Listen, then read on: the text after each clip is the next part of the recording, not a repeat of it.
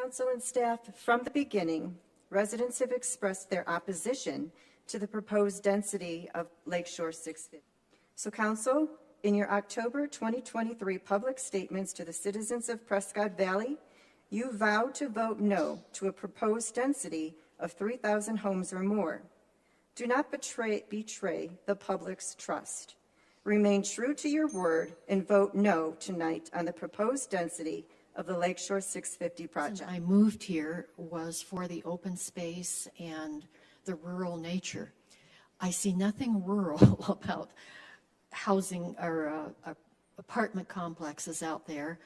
If you put apartments and commercial out there, that is going to just decimate Lakeshore Drive. The traffic is going to be horrendous. And I ask you to please consider the quality of life of the existing residents here when you do something. Wide open.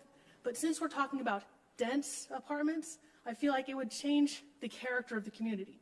We would no longer have the tight-knit community we have that's only possible because we have a smaller group. And I don't think it's selfish for the people who came here for a certain reason, for the flavor that Prescott Valley is now, to want to keep that flavor, to want to keep the wildlife, not just 50 acres, but there's a lot of wildlife around here. It's beautiful. And my daughter told me, if you want 1 million apartments, move to Phoenix. Thank you. And I encourage you, because of this last election, we've elected a majority of 4 people without challenge or having to go on to a runoff in November, that you bypassed the voting on this issue tonight, and you go into an aspect where you tell them that this is tabled until such time as the new majority of the council can take their seats and put it before them, because they represent the people of Prescott Valley. Thank you. The survey reveals that the top concerns residents have all relate to growth and development. Survey respondents gave a poor to very poor rating to the local government and administration that was entrusted to manage growth. I ask that Lakeshore 650, as well as any other rezoning requests and residential development proposals, be postponed until all newly elected council members are seated and able to vote on any such proposals. Thank you. Thank you, ma'am.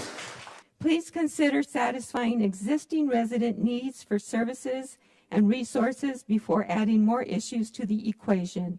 I ask Council to vote no on Lakeshore 650 Development Master Plan. Thank you. Thank you, ma'am. I have additional questions and look forward to them being answered.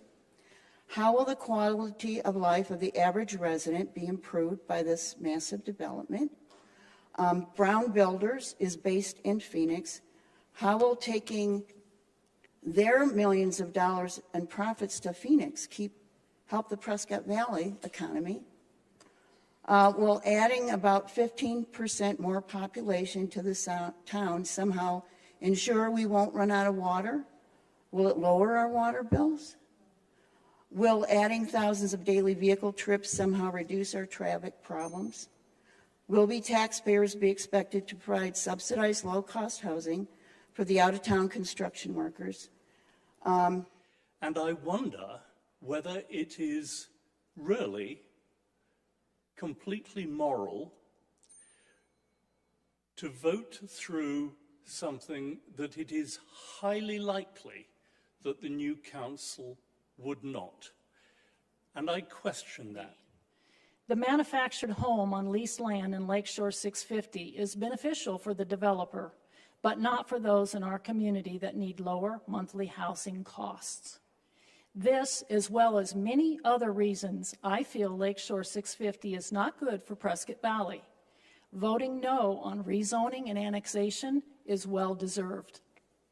Thank you, ma'am. Looking at all of you, and you look at me, and you don't care what anybody here feels, what we want, what we believe in. I came here for the same reason that many people came here, for the rural atmosphere, the small country atmosphere, the wildlife, the quiet life.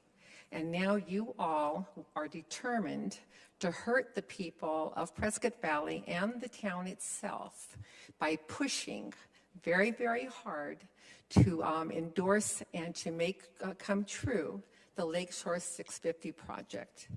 You are acting in favor of the developers and the landowners. Now, we need you guys to be responsible and stop this growth. All right, George. What will be the burden to the taxpayers on the annexation of Lakeshore 650? Because my question is, has the town done a economic impact study, or are we taking the word of the developers?